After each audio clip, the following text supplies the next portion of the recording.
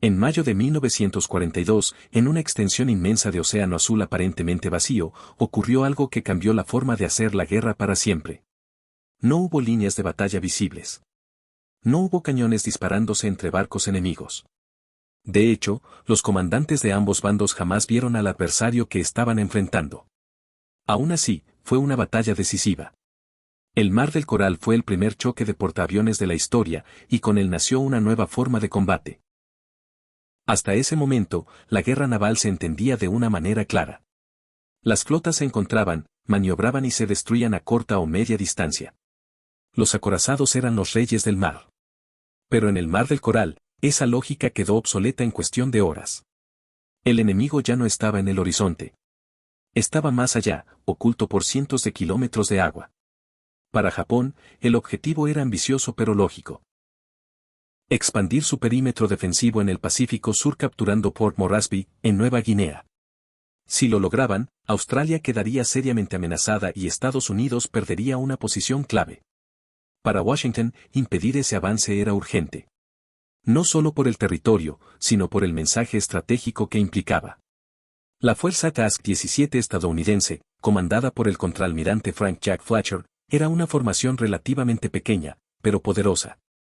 Estaba centrada en dos portaaviones. El Lexington y el Yorktown.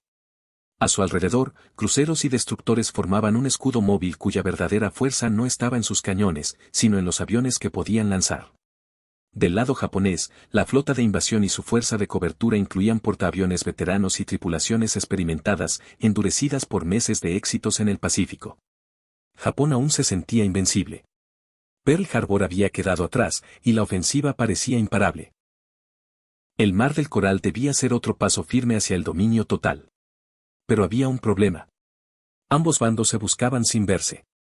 Aviones de reconocimiento surcaban el cielo, intentando localizar manchas oscuras en el mar que delataran la posición enemiga. Cada reporte era incompleto, confuso, a veces erróneo. Decisiones críticas se tomaban con información fragmentada. La guerra se convertía en un juego de adivinanzas letales. Cuando llegaron los primeros ataques, fueron lanzados contra objetivos mal identificados. Aviones atacaron barcos que no eran los principales. Bombas cayeron sobre naves secundarias. Se hundieron buques, pero la batalla real aún no había comenzado del todo. Ambos bandos sabían que el golpe decisivo no se daría entre barcos, sino desde el aire, y que perder un portaaviones podía significar perderlo todo.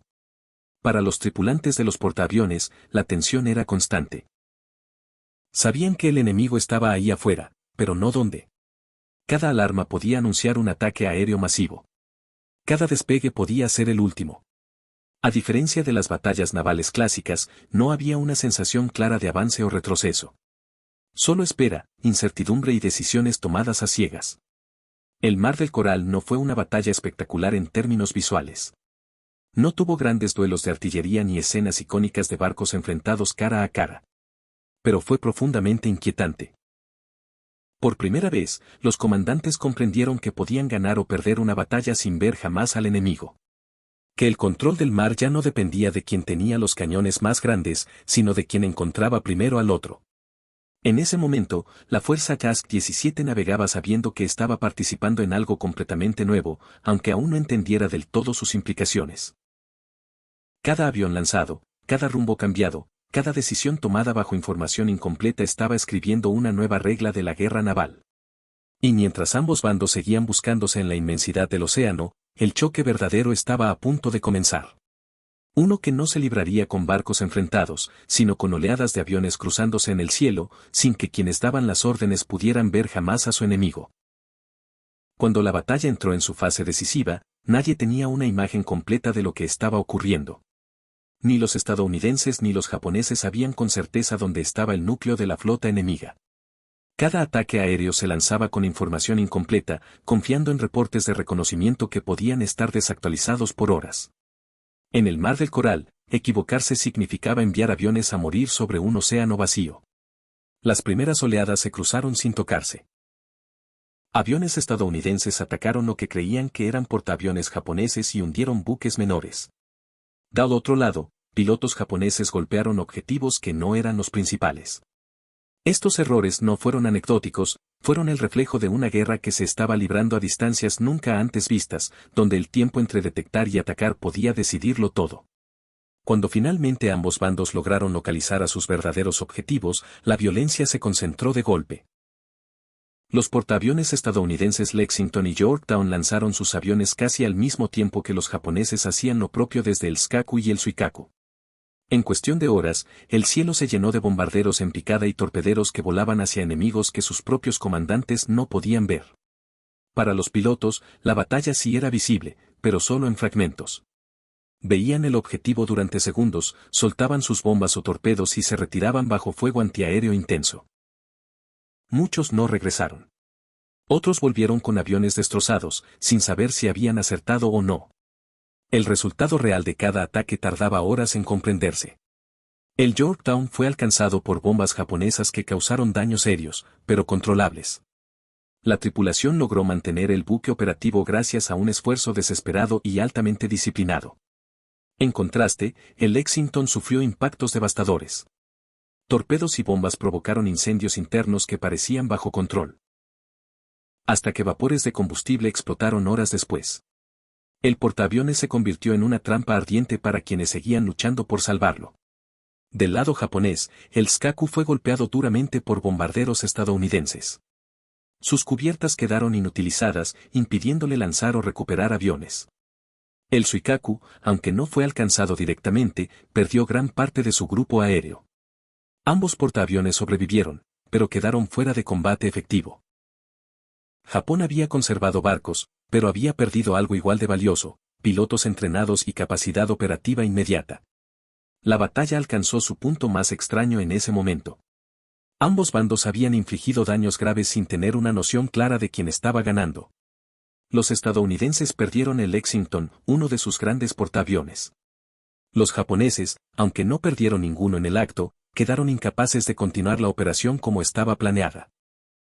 El intercambio no podía medirse solo en barcos hundidos. En los puentes de mando, las decisiones se tomaban con nerviosismo. Los informes eran confusos. Algunos hablaban de victorias decisivas, otros de pérdidas catastróficas. Nadie podía afirmar con certeza que flota estaba en mejor posición. La guerra naval había entrado en una era donde la percepción y la información eran tan importantes como las armas. Para la fuerza Task 17, el momento era crítico. Habían detenido al enemigo, pero a un costo alto. El Yorktown seguía a flote, pero dañado. Las tripulaciones estaban exhaustas. Los aviones disponibles eran menos. Sin embargo, algo era evidente: Japón no podría continuar su avance hacia Port Moresby como estaba previsto. El Mar del Coral no ofreció una imagen clara de victoria o derrota inmediata. Ofreció algo distinto. Una batalla donde ambos bandos se golpearon a ciegas y quedaron sangrando, sin saber exactamente cuánto daño habían causado ni recibido. Y en ese extraño equilibrio, el rumbo estratégico del Pacífico comenzó a cambiar. En la siguiente parte, esta historia se cierra con las consecuencias reales del Mar del Coral, por qué esta batalla fue una victoria estratégica para Estados Unidos y cómo preparó el escenario para Midway, el punto de quiebre definitivo de la guerra en el Pacífico.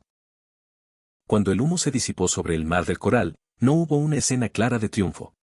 No quedaron flotas victoriosas navegando hacia el horizonte ni desfiles celebrando una gran victoria. Lo que quedó fue una sensación extraña de incertidumbre. Ambos bandos habían sufrido pérdidas importantes y ninguno podía afirmar, en ese momento, que había ganado. Sin embargo, con el paso del tiempo, quedó claro que algo profundo había cambiado. Desde un punto de vista inmediato, Japón había logrado hundir un portaaviones estadounidense, el Lexington, y dañar gravemente al Yorktown. Sobre el papel, aquello parecía una victoria táctica japonesa. Pero la realidad estratégica era otra. El objetivo principal de la operación, la toma de Port Moresby, había fracasado. La invasión fue cancelada. Australia había sido salvada de una amenaza directa. Y eso, en el Pacífico, lo cambiaba todo. Para Estados Unidos, el Mar del Coral fue una victoria silenciosa. No porque hubiera destruido la flota japonesa, sino porque había demostrado que podía detenerla. Por primera vez desde el inicio de la guerra, la expansión japonesa había sido frenada. No ralentizada. Frenada. Y lo había sido sin un solo disparo directo entre barcos enemigos. Más importante aún, La batalla dejó a Japón en una posición incómoda. El Shikaku quedó fuera de combate por daños estructurales y el Suikaku sin suficientes pilotos para operar con eficacia. Ambos portaaviones no podrían participar en la siguiente gran batalla que se estaba gestando. Estados Unidos, en cambio, logró reparar al Yorktown a una velocidad sorprendente. En cuestión de semanas, estaría de vuelta en el mar. El Mar del Coral fue también una lección brutal sobre el futuro de la guerra naval. Los acorazados, hasta entonces símbolos de poder, no jugaron un papel decisivo.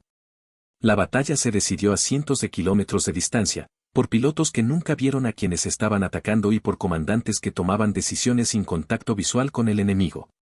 El mar se había vuelto demasiado grande para ser controlado con cañones.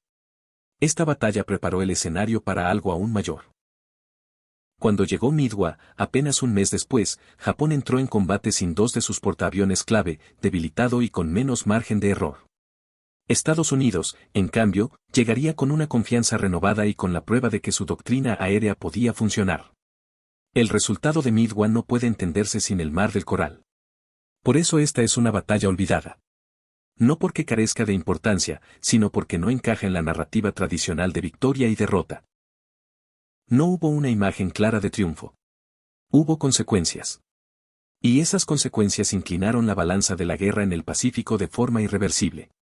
El Mar del Coral fue la primera batalla donde los enemigos nunca se vieron.